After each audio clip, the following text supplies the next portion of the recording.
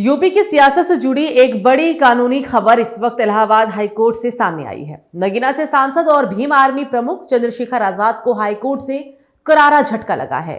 साल 2017 के सहारनपुर दंगों से जुड़े मामले में दाखिल उनकी याचिकाओं को अदालत ने खारिज कर दिया है। दरअसल चंद्रशेखर आजाद ने उनके खिलाफ दर्ज 4 अलग अलग एफआईआर और उनसे जुड़ी कानूनी कार्यवाही को रद्द करने की मांग की थी। उनका तर्क था कि ये सभी एफआईआर एक ही दिन, एक ही घटना और एक ही भीड़ से जुड़ी है, इसलिए एक से ज्यादा एफआईआर दर्ज किया जाना बिल्कुल कानूनी गलत है।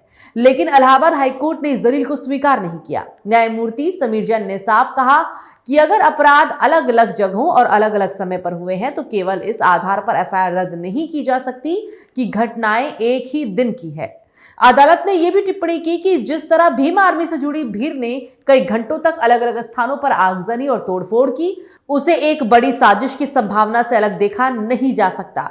तो आखिर कोर्ट ने क्या क्या अहम टिप्पणियां की और इस फैसले का चंद्रशेखर आजाद की राजनीति पर क्या असर पड़ेगा, आइए विस्तार से समझते हैं। नमस्कार, न्यूज वॉच इंडिया देख रहे हैं आप। मैं हूं आपके साथ सुरभि राजपूत। यूपी की नगीना सीट से सांसद चंद्रशेखर आजाद को इलाहाबाद हाईकोर्ट से करारा झटका मिल गया है। हाईकोर्ट ने भीम आर्मी प्रमुख चंद्रशेखर की 2017 के सहारनपुर दंगों से जुड़ी याचिकाओं को खारिज कर दिया। भीम आर्मी प्रमुख चंद्रशेखर ने उनके खिलाफ दर्ज 4 एफआईआर और उनसे संबंधित कार्यवाही को रद्द करने की मांग की थी। चंद्रशेखर के वकील ने अदालत में तर्क दिया था कि एक ही घटना के लिए कई एफआईआर दर्ज करना गलत है, क्योंकि सभी घटनाएं एक ही भीड़ द्वारा एक ही दिन की गई थी।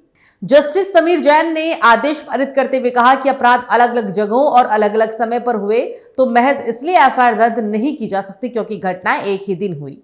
हाईकोर्ट ने कहा कि मौजूद मामले में भीम आर्मी से जुड़ी भीड़ ने लगातार कई घंटों तक अलग अलग जगहों पर अलग अलग समय पर आगजनी और तोड़फोड़ की, इसलिए यह कहा जा सकता है कि ये सभी घटनाएं एक ही मुद्दे से जुड़ी है। अदालत ने यह भी कहा कि लेकिन इस तथ्य पर विचार करते हुए याचिकाकर्ता सांसद है और अपराध उनकी पार्टी के कार्यकर्ताओं ने किए। अपर महाधिवक्ता की दलील से ये एक ऐसा मामला लगता है जिसमें एक बड़ी साजिश की संभावना से इनकार भी नहीं किया जा सकता। याचिकाकर्ता चंद्रशेखर ने भारतीय नागरिक सुरक्षा संहिता यानी कि बीएनएसएस की धारा 528 के तहत 4 एफआईआर को चुनौती देते हुए हाईकोर्ट का रुख किया था। चंद्रशेखर के खिलाफ पहली एफआईआर 9 मई 2017 को दर्ज की गई, जिसमें आरोप लगाया गया कि वो और उनके लोग, जो कि 250 से 300 लोगों की भीड़ ने सड़क जाम की, प्रशासनिक अधिकारियों, पुलिस अधिकारियों पर अवैध हथियारों से हमले किए और सरकारी संपत्ति को नुकसान भी पहुंचाया।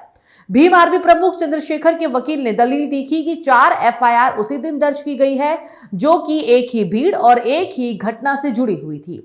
वकील ने अदालत में दलील दी कि टीटी एंटनी बनाम केरल सरकार और बाबूभाई बनाम गुजरात सरकार के मामले में सुप्रीम कोर्ट के निर्णय के मुताबिक समान तथ्यों को लेकर दूसरी एफआईआर की अनुमति नहीं है और ये कानूनी प्रक्रिया का दुरुपयोग भी है। तो दूसरी ओर अपर महाधिवक्ता मनीष गोयल ने दलील दी कि ये घटनाएं अलग अलग जगहों पर हुई और एफआईआर अलग अलग लोगों के द्वारा दर्ज कराई गई।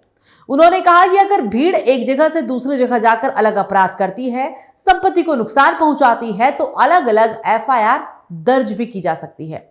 अदालत ने बुधवार को दिए गए अपने फैसले में कहा कि इन घटनाओं की तारीख 9 मई 2017 यानी एक ही थी, लेकिन घटनाओं की जगह और समय अलग अलग थे। तो हाईकोर्ट के फैसले ने भीम आर्मी चीफ चंद्रशेखर की कानूनी लड़ाई में एक अहम मोड़ ला दिया है। इलाहाबाद हाईकोर्ट ने उनकी सभी याचिकाएं खारिज कर दी है, जिससे उनके समर्थकों में चिंता और राजनीतिक गलियारों में सवाल बढ़ गए हैं। हालांकि हमेशा चंद्रशेखर ने अपने संघर्ष और आंदोलन को जनहित का बताया है, लेकिन अब उन्हें अपने अगले कदम को लेकर रणनीति बदलनी पड़ेगी। कानूनी विशेषज्ञों का कहना है कि इस फैसले का राजनीतिक और सामाजिक प्रभाव भी गहरा हो सकता है। अदालत के स्पष्ट आदेश ने यह भी संकेत दिया है कि आगे की लड़ाई में उन्हें सख्त कानूनी चुनौतियों का सामना करना होगा। वहीं राजनीतिक दलों और स्थानीय जनसमूहों की नजरें अब इस पर टिकी है कि चंद्रशेखर किस दिशा में कदम उठाते हैं। एक बात तो साफ है, ये मामला केवल याचिकाओं का नहीं है, बल्कि इसके परिणाम का असर राजनीतिक, सामाजिक और कानूनी मोर्चों पर भी देखा जाएगा। अगले कुछ हफ्तों में उनकी रणनीति और फैसले निश्चित रूप से चर्चा का केंद्र बनेंगे।